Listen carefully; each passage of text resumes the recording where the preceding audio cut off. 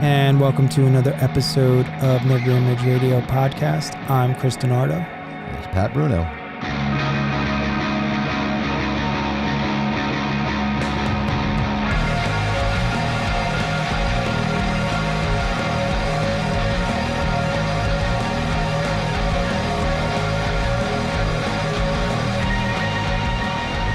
And so you saw Kiss at the End of the Road tour. Yes, I did. Just real quick, how was it? I enjoyed myself. I did. I didn't think I would.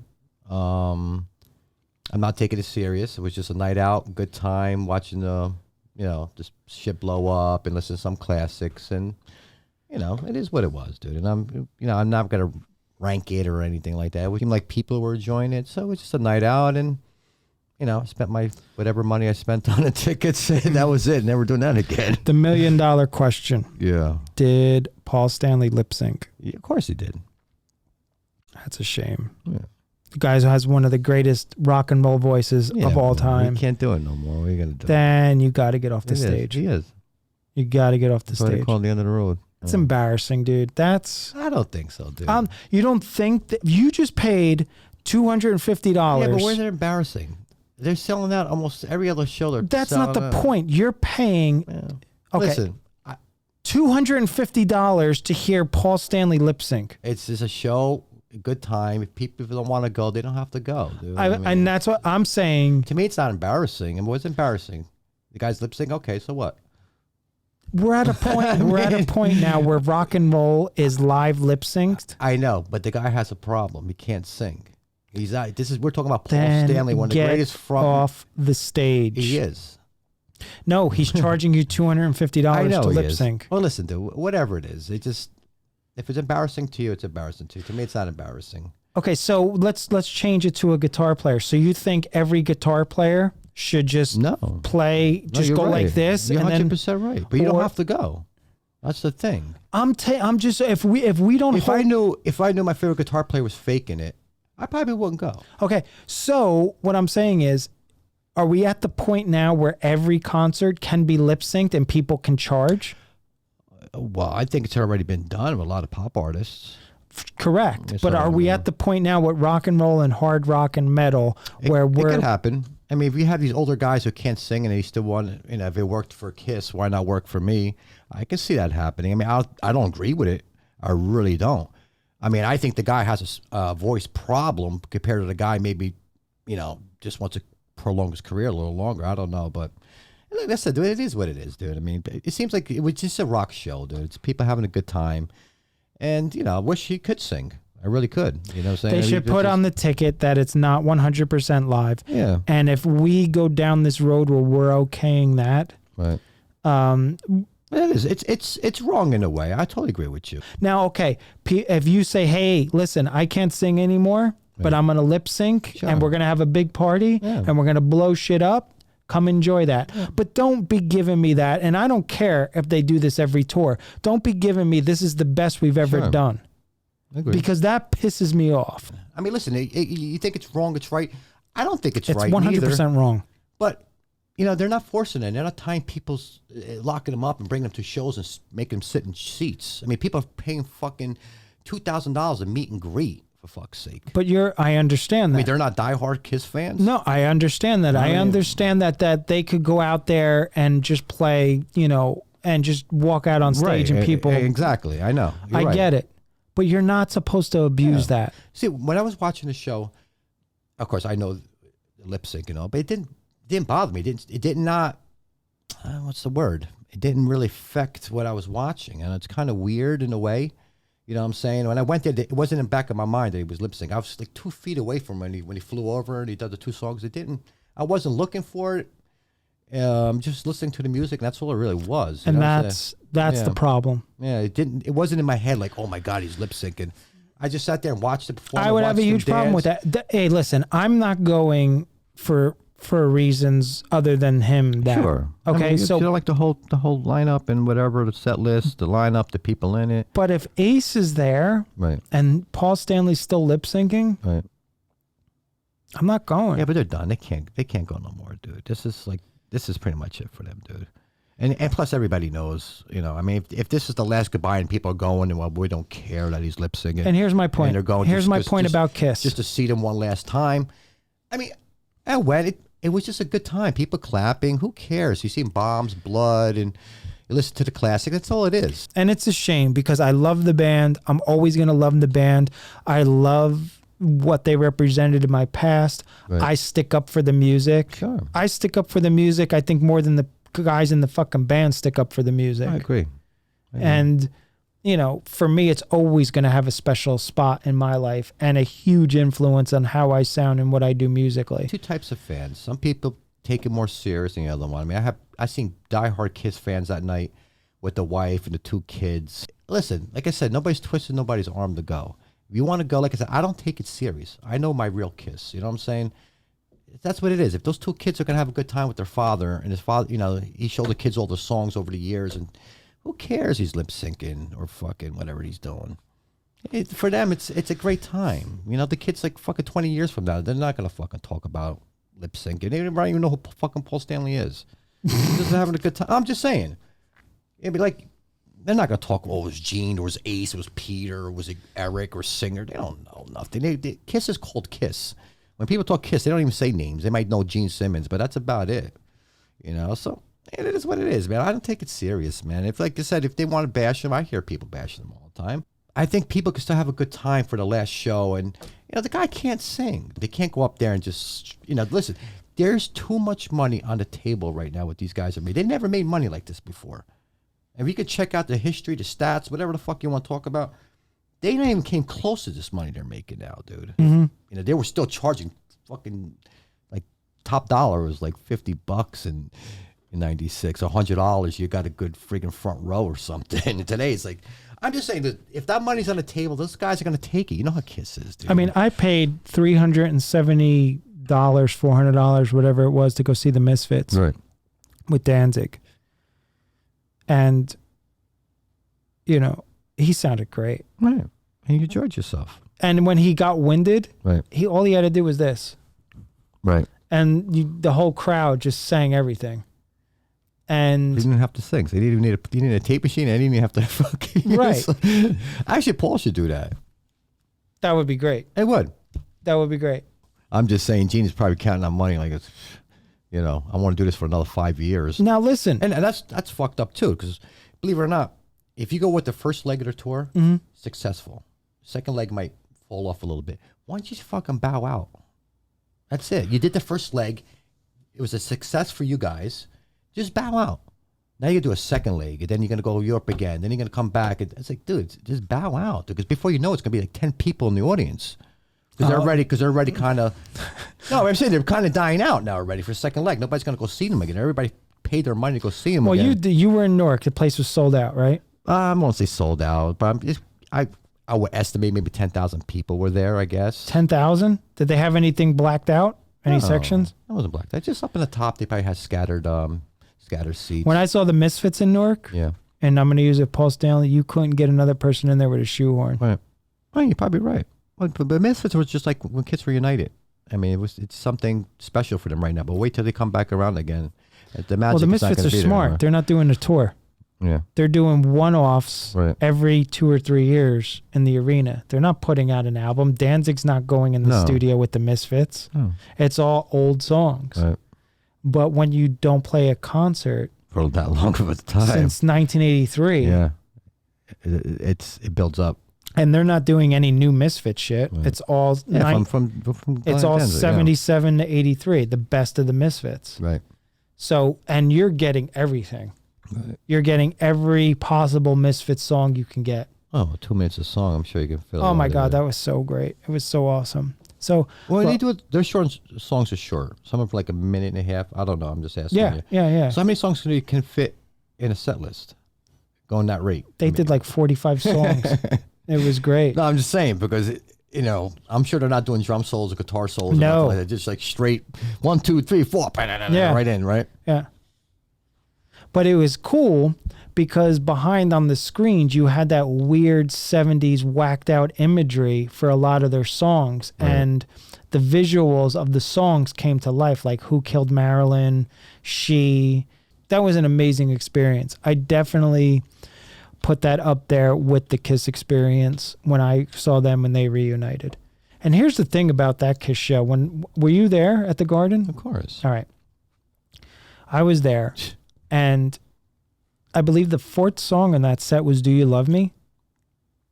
I didn't realize what the hell was going on. I was almost like I was in a trance from like the first four songs, the first three songs. Same here. And I was just like, you're watching it all of a sudden, because people don't understand. Before Kiss reunited, all you had was like VHS tapes and like DVDs or whatever of shows in the past. Right. You know, we didn't have the internet for those years either. You know, you didn't have, all you remembered was just these clips. Right. You know, when you found out they're reunited, you were like, is this really happening? Is it happening? You see them in makeup, you're like, oh my God. So when you get to the arena for the show and you see it, you're watching them do Deuce, King of the Nighttime World. And you're just like, you're in a trance because you don't know what's real, what's not. It's surreal. It's like you're being transported. There's so many emotions going on. And it wasn't until Do You Love Me that I was just like, I kind of snapped and I'm like, it's really happening. No, same thing with me. I didn't even cheer for the first three songs or so. You know what I'm saying? Because it was weird. So the curtains dropped and you just see my makeup. Took a lot. We probably never thought we would see that anyway. No, we didn't. We didn't. It was magical. So I enjoyed it. I had first night that time, and I paid $100 for lower tier. And I went the third night. Okay. Because I wanted better seats. And yeah, in hindsight, I wish I went to every night at Madison Square Garden. Yeah, but I never even thought about that at that time. Now I wish I did. Yeah. But at that time, I was just happy to go to one show. Yeah, just exactly. I was there, So it was good times, dude. I mean, listen, you can't go back in time, so you can't. No, so it is what it is, dude. Like I said, everybody has their opinions, and I'm not defending them, and I'm not against them. I would never bash my band. So they go out there, and if people think it's embarrassing, it's embarrassing. If some people don't, it's not. I don't take it serious. I just now leave it when alone. we get to a point where I'm holding them accountable. I'm not bashing. Right. I'm holding them accountable to what and who they are. Right. And their own words. That's all I'm doing. Dude, we knew that forever. They lied always. 10 billion records and shit like that. Always. We sell out every concert. They know how to promote, basically. They lie. If you don't know the truth, you're going to believe it. That's all it is. You know that. They're like Don King, promoting a fight. You know what I'm saying? Just making up shit up as they go. I mean, you're right or wrong. Always, every time they put a new album out. It's the best album we've ever done. It's right. It's Destroyer. They always compared it to Destroyer. And forever. Like, how's that possible? Asylum. They're comparing it to Destroyer. It's funny.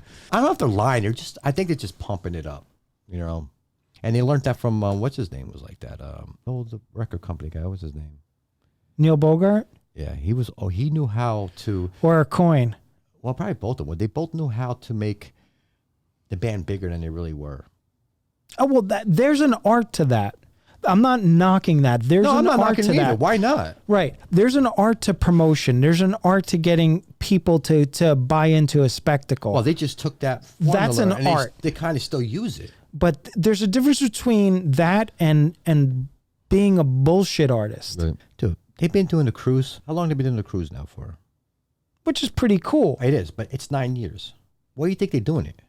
Because they want to go on vacation? No, they want to give the fans something special. Oh, really? What kind of special is that? Taking more money from them? No, go ahead. Talk about what you wanted to talk to me about, like when you talked to me last week. Well, I want to know what you think about the Rock and Roll Hall of Fame. Like, what you think about it? You take it serious? Is it a joke? Or I don't think it's a joke. I think that there's something to it because, the man who put it all together, I don't think it's a joke. Do I take it serious? No. Do I need the validation of the Rock and Roll Hall of Fame? It's not like baseball or football. Right. Or like something like that. Well, it's supposed to be, though. I know. It's impossible because music is subjective. Exactly. And that's why it's a tough thing for them to do. What bands make it, what bands don't make it. I mean, it's like, you can like friggin', I mean, something nobody even heard of. You think it's the greatest thing in the world. And, you know, what makes you say what you like ain't good? Right. You know what I'm saying? So it's kind of, it's a tough situation with some of these bands. You know what? I hated the Rock and Roll Hall of Fame for a long time. So you're not a fan of it? No, I still ain't. But I kind of let up a little bit because some of the bands that didn't get in finally kind of got in over the years, like Van Halen. Of course, Kiss kind of made it. Made it. They felt bad for them. Of course, the Rushes. But it took so long for these bands to actually get in. You know what I'm saying? They waited like a lot of other bands I didn't even think deserved to be in compared to some of the bands that kind of, you know, took forever to get in. So why they took so much longer to get in, you know what I'm saying? I'll say this. But I know they finally got in, though.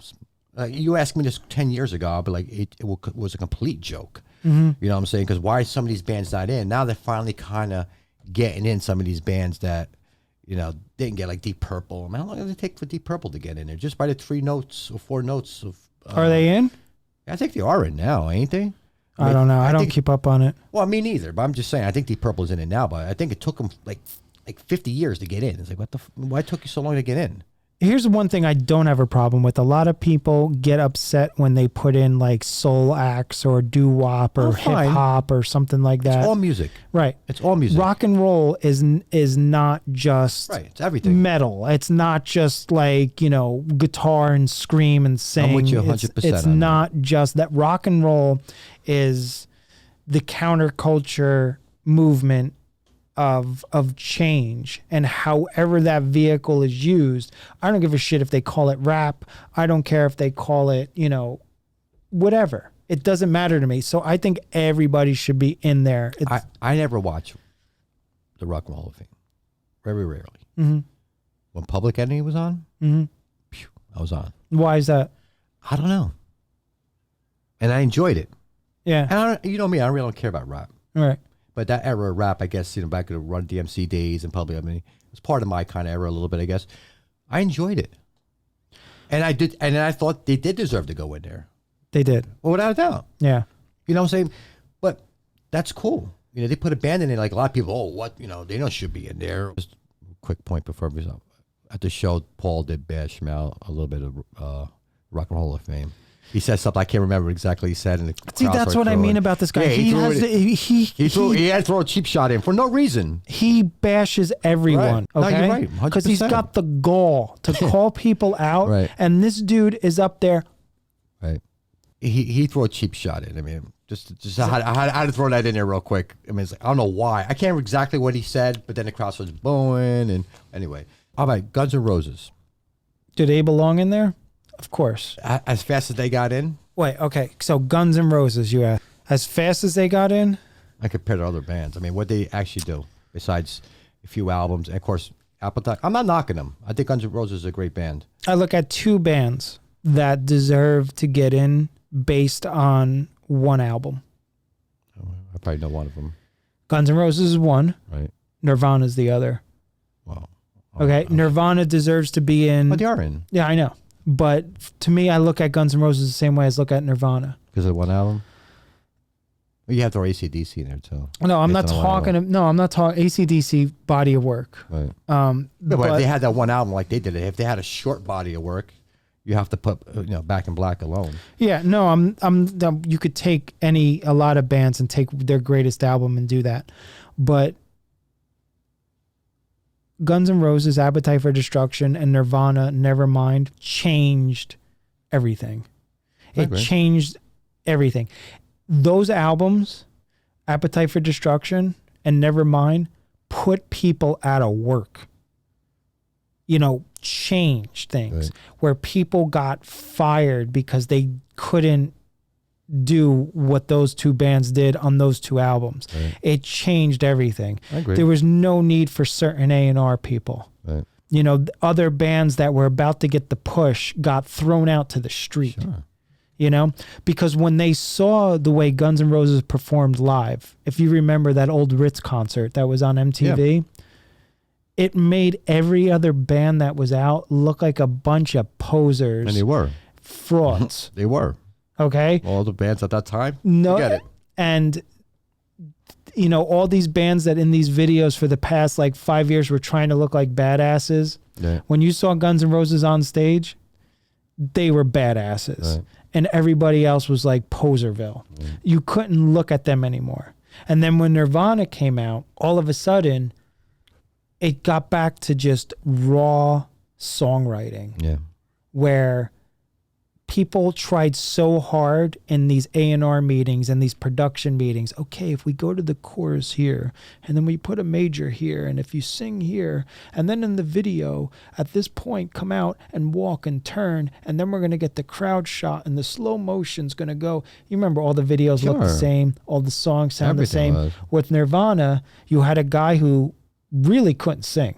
Right. Oh, he was good. No, listen, his voice sucked, but his vocal performance was amazing. Yeah. Oh, it fit what he was doing. Yeah, it was raw, intense emotion. And none of it was around then. Yeah. You know, what was around in like, you know, you were getting two guys on a stool singing More Than Words in a lit studio. Yeah. What else was out then? It was time to change, really. I mean, you know? Everything was, that type of music, it was horrible music anyway, that type of music. I mean, but it did with change the glam pretty good. music, you're saying? Yeah, I mean, what was actually popular on MTV and stuff like that, I guess. It was more like the Poisons and Cinderellas, I guess, at the time. 91, popular. what else was there? Oh, What You Call was a great album, though. Skid Row, Slave to the Grind. Oh, let's get to that. I know. No, there's certain bands that made the jump. Yeah. Yeah, that Slave to the Grind album was one of them. There's another band where it was like Pantera. It was like, let's go, you know? Cool. So you had a lot of bands that were taking metal into a real awesome direction. Sure. And, but what Nirvana did was just bring it back to incredible songwriting. Right. And there's people who hated them for no reason at all. They just... oh my God, I'm not liking this. This is the new generation shit.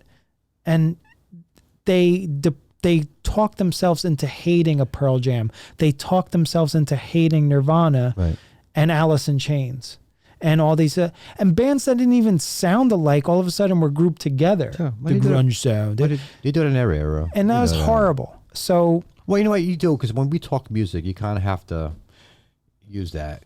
You know what I'm saying? Kind of group them in a way just so people understand what the hell you're talking about. You know me, I never do that. I know you never do, but just for people to understand sometimes, you know, I don't like labeling stuff. I don't like dumbing shit down. Listen, take the glam stuff. They call it hair metal now. I mean, how bad is that? Yeah. I mean, that is bad to be considered a hair metal band. I'm like, what the fuck is hair metal? I mean, getting back to like the Hall of Fame. Eventually they're going to run out of acts because they put too many in at once. I think that's the biggest problem that they really do. Like I said, it doesn't matter who goes in because somebody can say, well, you know, he's the best. And somebody can just hate him just as quickly. Mm-hmm. You know, say what puts a band in there? I mean, What You Call sang, What You Call's in there. And I'm not a fan. What do you mean, What You Call? I'm trying to remember the band. Who's that? Nights in White Satin. What the hell's the name of that band? I have no idea. I mean, I know the song, but they're in it. Okay. The Righteous Brothers? No, Righteous Brothers. I don't fucking know. Nights in White Satin. That's all I know. Moody Blues. Okay. I mean, oh my God. It's not like... Yeah, you keep hitting the table. It's like you're doing fucking karate. How many Moody Blues fans do you know in your lifetime? My old man. Okay, besides your old man. My old man has a bunch of Moody Blues on vinyl. Okay, but how many? None. Yeah. How many people you seen with a Moody Blues shirt? I can't even say the name. None. But I mean, that's what I'm saying. Is like, okay, I'm not knocking them. They're probably a great band, but what makes them go in there? I mean, I never met a Moody Blues fan, and I've been playing music, and we've been in bands forever. You know what I'm saying? You audition people, you jam out. Somebody's like, "Hey, I know some Moody Blues." Never. Right. Not even like you want to cover a song from them or something. They're just that type of band, but they're in it. Mm-hmm. But how did they get in it before a lot of their other bands? I mean, I don't understand how that works. Right? It's just somebody likes the band that's doing the whatever the ballads or whatever they call it. Right. So Yeah, I that's agree. the only thing. Listen, I'm easier on them today because they kind of actually got to some of my era of music, and they're missing one band that I think should get eventually. I don't know if they'll make it. Is Iron Maiden. How does Iron Maiden not get in the Rock and Roll Hall of Fame? If you got Metallica and you got Black Sabbath, to me, like that third type of band of that metal stuff is Iron Maiden. Iron Maiden is a big band, and you still listen. I love early Maiden. Whatever they do now, I don't follow at all. But That's not bad. no, it's probably not. But It's I'm just not. saying. But even to go back to that classic days of Iron Maiden, early '80s, that was some great shit. And they should.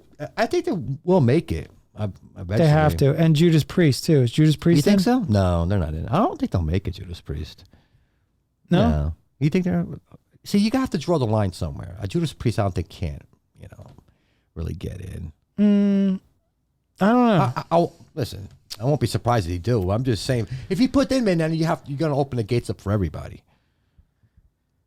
Well, I think one of the '80s bands that did put in now last year, I think Def Leppard. Def Leppard, right?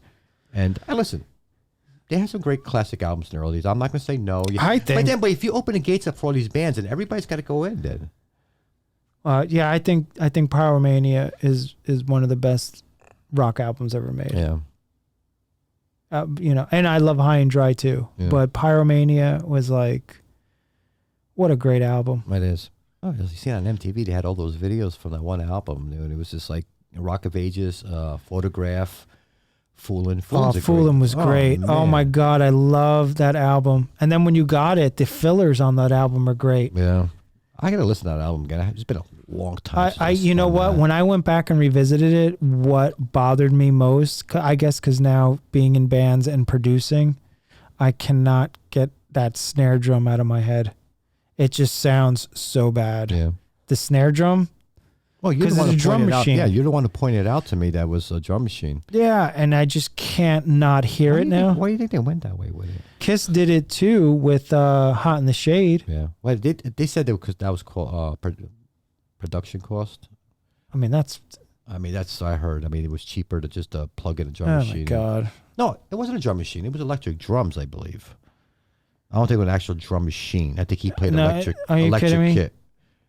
Yeah, I think that's. Listen what to it the is. drums and read my body. You're telling me that's not a drum machine? Well, if it's an electric kit, it's almost like a drum machine. No, dude, that's a drum machine. Is it? Yeah. What do you listen to that song for? No, I'm saying when you're a Kiss fan, when you get those albums, Read you My listen Body. to Well, them. that's like the worst. One of the worst. That songs is ever. the worst Kiss song ever made. It's got to be. That's embarrassing. That song. Let's Yeah. talk about embarrassing stuff. Man, that's a bad one, dude. Read My Body. All right, How Paul, did- Paul has some good tunes, but he had some fucking really bad tunes, Embarrassment so- songs. Yeah, And really. Who's another? Man, I don't even want to go there because we'll be there all day laughing. At no, this. but real quick on Hot in the Shade, since we brought that up, and we Right. could just talk about an album. I honestly think Hot in the Shade would be a really good album if it only had 9 songs. Oh, what that one came out with, like 15, 14, 15? Yeah, like that? 15 songs. Yeah. So, that's not like, and Kiss don't do that. and I'm getting rid of the single too. That Rise to It song, I think is horrendous. That wasn't the first single. That was the first song on the album. Okay. For me, if I'm going to make a heavy rock album and I was going to produce that, I'm starting that album off with Betrayed. Yeah. I was just gonna say that. I'm starting it off with Betrayed, going right into Hide Your Heart. Okay? And then you got other songs on there that are like Love Me to Hate You. I kind of like that song. Yeah, don't I know like why. it too. I like how he sings that chorus. Yes, great chorus. And The verse is kind of weak in that song, but everything else works on that. Gene's got a great song on there. And I brought this up. I love the Slap in the Face. I think his vocal performance on that song Right. is great. I gotta go listen to that. But you take out, Cadillac Dreams. Yeah, bad. Oh my God. Is there a song called Little Caesar on that one too? That's the Eric Carr song. Oh no. Was that Didn't good bother song? me. It wasn't like the greatest song ever made, but it wasn't like, it was nice hearing Eric Carr's voice on a Okay. song, so I'll deal with it. And there's other songs on there. Silver Spoon I would leave on. Okay. What was the big hit? Forever. Okay, Forever. And Hide Your Heart was on there too. We leave Forever on, right? Yeah, of course. That was just like, it's a great song. I That was a mean, good song. so a commercial song. Little Love for Hot in the Shade. I think it should be 8 or 9 songs, but can't go back in time. And that tour was great. I had a ball at the Hot in the Shade tour. Yep. They opened up with I Stole Your Love. Right. And then at the end when the Sphinx went down and I Want You and the Kiss sign came up, that was good stuff. That's fun. It was. That was a good tour. That's when Paul was Paul. Yeah, and he could sing. Now he's lip syncing. So back to the Rock and Roll Hall of Fame. Here's some bands that I think should be in it. Eventually, Fugazi. I don't see how they're not in it for what they've done for my type of music. I know you're not into like the punk and you're not into indie and you're not into that. This is a band who had their own record label, put out their own albums, and toured the world, and had a. Yeah, but you think those guys would do these good career? Do these selections of the bands that even know who they are? I don't think so. No. If I didn't know you, I probably wouldn't even really know that band at all. And I'm into music, so those guys are probably suit and tie guys. Like they're gonna. And let's be honest, I don't think Fugazi would show up. Oh, a lot of people don't show up. No, I don't. I think that's another reason why Fugazi wouldn't be in, because they wouldn't even show up. Probably not. They're just not that type of band. They never were that type of band. Put the Sex Pistols in. Sex Pistols are not even in the same ballpark. No, as Fugazi. I know that, but do you think they posted me in it? I mean, for me, I'm not a Sex Pistols fan. I look at the Sex Pistols the same way I look at the Spice Girls. Right. Okay? It's a gimmick band that I don't like their music. Right. And I like punk rock. For me, punk rock's the MC5, it's the Stooges, it's the Misfits, it's the Ramones, it's, old school Adam and the Ants. Right. It's like Agent Orange, like, the Descendants. Oh, I was shocked to see the Sex Pistols on there. I don't know. Were they that big at that time, the 70s, or? I'm just saying. Were the Spice Girls big? Yeah. Okay, that's the same thing as what the Sex Pistols did. It just happened to be punk, and because they were doing it, Right. It was like, any type of music could have been in the street at that time, and they would have got put together, and they would have. If it was like acoustic bongos and reggae, then the Sex Pistols would have sounded like that. It was the time that they came around. They didn't really care. Right. And I'm not a Sex Pistols fan at all. I don't even know much about it. I know one or song or something like that. But to me, to put them in there, I didn't even know when they got in. The only thing I like about the Sex Pistols is the guitar tones. Okay. That's it. Right. And the only musician in the band was the guitar player in a way. So, and I give him credit. Jonesy, he has his radio show, Jonesy's Jukebox, whatever. He's a good dude. I'm not knocking that dude, but if you look at, they have a little punk in there. I think the Ramones are in. There's a few other bands in there. I remember seeing a list, and there was some punk in there that they put in there. But I was shocked to see the Sex Pistols in there. I don't know why. Iggy's in it with the Stooges. Stooges are great, right? So Funhouse and Raw Power, right? Those two albums, dude. You talk about albums like, in our previous show, you talked about Kill 'Em All. Right. Go listen to Funhouse and go listen to Raw Power. And then every other band that you think is punk, you'll throw them in the street. Right. Because that was just like the real deal. Right. And to me, punk started in Detroit with the MC5 and the Stooges. Right. That was it. And then it went into New York and North Jersey with the Misfits and the Ramones. What year? Was it late 60s or came into the early 70s? Yeah, it was 60. So the MC5 was 68, 69, Stooges 69, 70, early 70s. I mean, it's just great stuff. So I think Dinosaur Jr. eventually should get in. And that's a shame because this guy's one of the greatest. J Mask is one of the greatest guitar players, in the last, maybe of all time. Right. And nobody even talks about it. Well, nobody who knows who he is. That's my point. I mean, you can't talk about a guy that nobody knows. I mean, yeah, but just because like music isn't like spoon-fed to people in the radio, right? That's a lot of artists don't give a rat's ass about promoting themselves way. Sometimes you do searching. I search. Some people don't search for music. Mm-hmm. You know what I'm saying? They just whatever's spoon fed to you. That's what you listen to. You know, so we search once in a while. We'll find out, you know, that one guy we like and nobody really knows. And that's, you know, that's how Jay is. You know, like I said, I wouldn't know who they were if I didn't know you. You know what I'm saying? Mm-hmm. But I respect the guy because now I understand an artist like that not too many people know, but he's great. That's a good band too. Listen, they all can play. You know what I'm saying? And people will be shocked if they actually just turn that music up real loud and just, they'll be like, damn, bro, this is like... And you never saw them? No. We're going to go. That'll be fun. Yeah. What else did you want to add about something? That's about it. That's all. What are your thoughts on it? Rock and Roll Hall of Fame. Like I said, I've been... Over the years, I hated it. But now I kind of see like some of those bands that I kind of grew up with actually getting their fair shake. I didn't think some of these bands even were going to make it. You know, but then you start seeing them pop. No, I think they're just running out of artists and they're just trying to, you know. Well, it's not like bad music. It's not like music stops. No, I know, but you can't put everybody in. I mean, think about it. That's the thing. You're not going to put every pitcher in baseball in or a guy who picks up a baseball bat.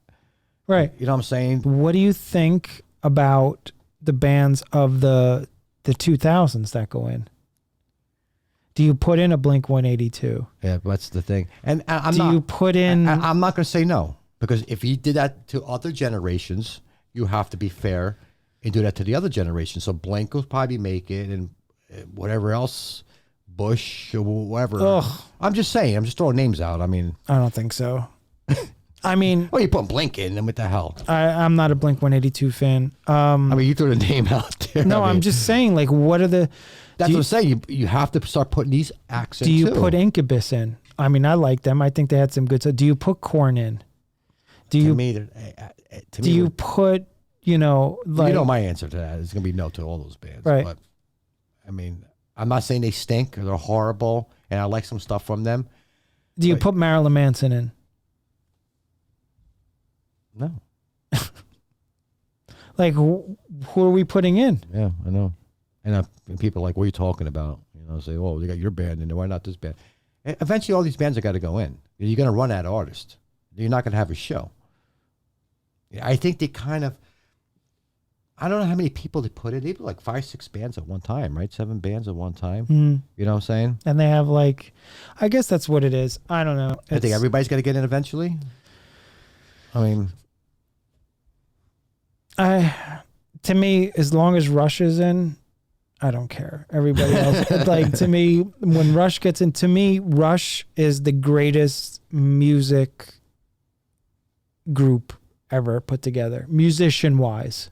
I agree, 100%. So if Rush isn't in, then, you know, because musician-wise, they put in the most discipline. They put longevity, craftsmanship, detail to their instrument. Like, if Rush isn't in, then everybody else deserves not to be in. That's what I'm talking about, how you're supposed to get in. You're supposed to be a great band. Some of these bands can't just go, all right, let's go to Madison Square Garden and sell out. All right? The bands Rush could pick up the phone tomorrow and sell out anywhere in the world. That's what I'm saying. And so it's like, oh, because you had a hit back in the day, you know, maybe put 3, 4 albums out. I don't know if that really qualifies to be with a Led Zeppelin or Beatles. To me, like, nobody should be on the list after those 2 bands. Does Dave Grohl get in with the Foo Fighters too? Oh, why doubt? Yeah, 100%. Yeah, I think so too. 100%. I think so too. Oh, they're a big band. They sell out big in stadiums still. You know what I'm saying? And they wrote so many great songs. Could you? Let me ask you this: could you imagine what Nirvana would have been if Kurt was still alive? And Dave Grohl became a featured songwriter in the group. Dude, I don't know. I personally like David Grohl better than Nirvana, personally. I think that's cool. I think his songwriting was much better than... honestly, not much better, but I connect more with David Grohl's type of music than Nirvana. But you're right. It could have been something... For me, the thing about Nirvana... But that would never came out, though. Well, I don't think Kurt was against him contributing. Well, can you imagine he stuck with Nirvana all these years if Kurt had died and none of that stuff would have came out of him? I think it would have came out here and there, and I don't think Kurt was one of those people where he was like my way or the highway. No, but I don't think it would have came out. And you could honestly, you know what I'm saying? You don't know that all that stuff would ever came out of that guy. You know what I'm saying? I mean, you can argue that Everlong is probably one of the greatest rock and roll songs of the past like 20 or 30 years ever made. When I hear that song, that's the only, I guess, newer song, even though it's kind of old, that I'll crank up every time in the car if it's on. What a phenomenal written song. Everything. The way he sings it, the guitar work, the drumming, perfect. The lyrics, perfect. Melody, Everything. Vocals, intensity. That should be up there with Hotel California and stuff like that. And it's, you know what I'm trying to say? Like that type of legendary song. I feel it is. I think when I hear that song, I crank it up every time. I love it. You ever play it like with a band or? Well, I know the riffs. I mean, I learned it back in the day, the riff. It's fun to play, too. I'm trying to remember if I ever played it with a band, but I know I messed around with it back when it came out, you know. That was like the drop D tuning. So that's interesting. All right, so I guess we'll wrap this one up. This was a fun show. You made me defend Kiss. Yeah, well, you got to defend Kiss. I know. You know, if you're not going to do it, my point on that, dude, and I don't want, you know, people got to understand how big of a fucking Kiss fan I am. Oh, they know that already. All right, you so have to tell me. No, but people who are just getting acquainted with me, that's all we do is talk about Kiss. And I love that band, and that's why it upsets me so much. You have other blogs and other people who... Yeah, but don't let it. Who cares? Just go on with your life. It doesn't bother. It's not something that I'm like... No, I know that. I'm just saying. That... To me... I am going on with my life. You make it sound like I'm like in that William Shatner thing with Star Trek. I don't mean like how I do scene. It just doesn't bother me. Who cares? You know what I'm saying? If somebody says, oh, he's lip syncing, all right, so what? And what? That's you leave it as that. And what? Like, I don't get it. Okay. Okay. And then the guy walks away. Who cares? Okay, that's you. No, I know. I'm just saying. It's like... That's you. You know, I was like, oh, my God. You're like, oh. I mean, it's over. Who cares, man? That's like I'm saying, if I see people having a good time at the Kiss show, a 10-year-old, a 15-year-old, you know what I'm saying? It's cool. Have a good time. Get to see the band you're probably never going to see. You know Would you be into them if they were lip syncing like in 77 and 78 and 79 and 90? Okay. No. That's my point. No. You know, listen, I went there and I went to the bar. I've been telling you the truth, bro. The bar was totally packed, and I could tell who the diehards are.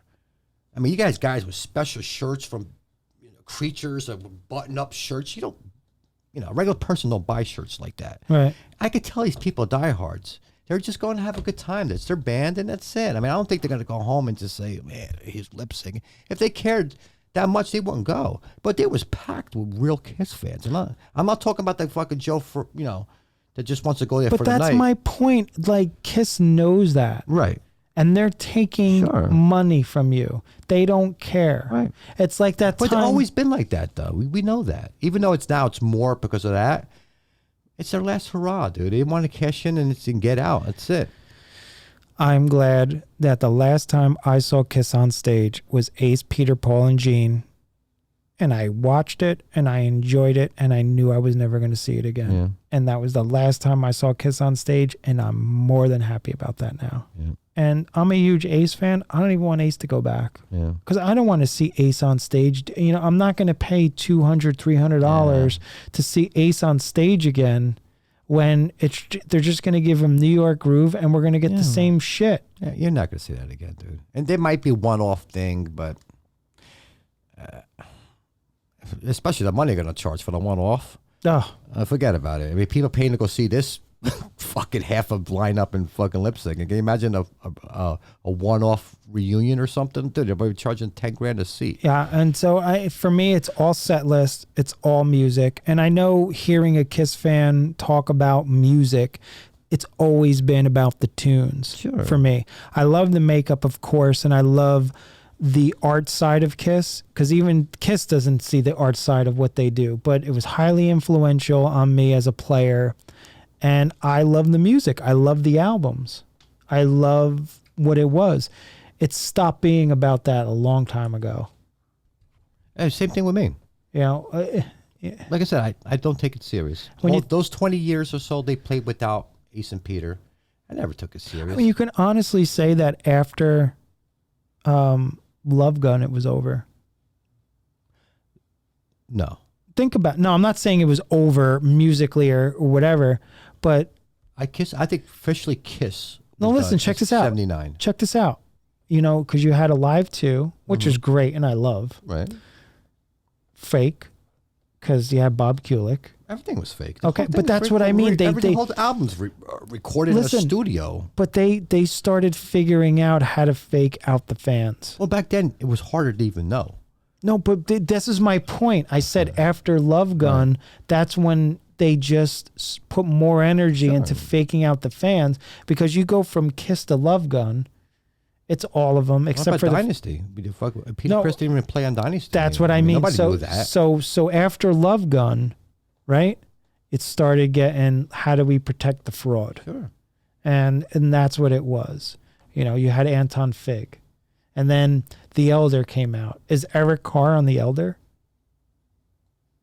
On all those things? We don't know. I don't think he's on the How many guitar players are on Creatures? Yeah, they lost count on that one. Okay, then you had Lick It Up, where it was like, okay, they take that was a genuine effort. You know, you can go through the whole thing. It's just, they were just figuring out how to keep the sham going. Yeah. It's a shame. So it worked, though. Hey, one of my favorite bands of all time. Good. Mine too. So, you know, whatever that is. All right, we're going to wrap up the show. Right. This has been great. Another episode. So thank you for tuning in to the NeverImage Radio Podcast. I'm Chris Dinardo. Pat Bruno. And we'll see you soon. Take care.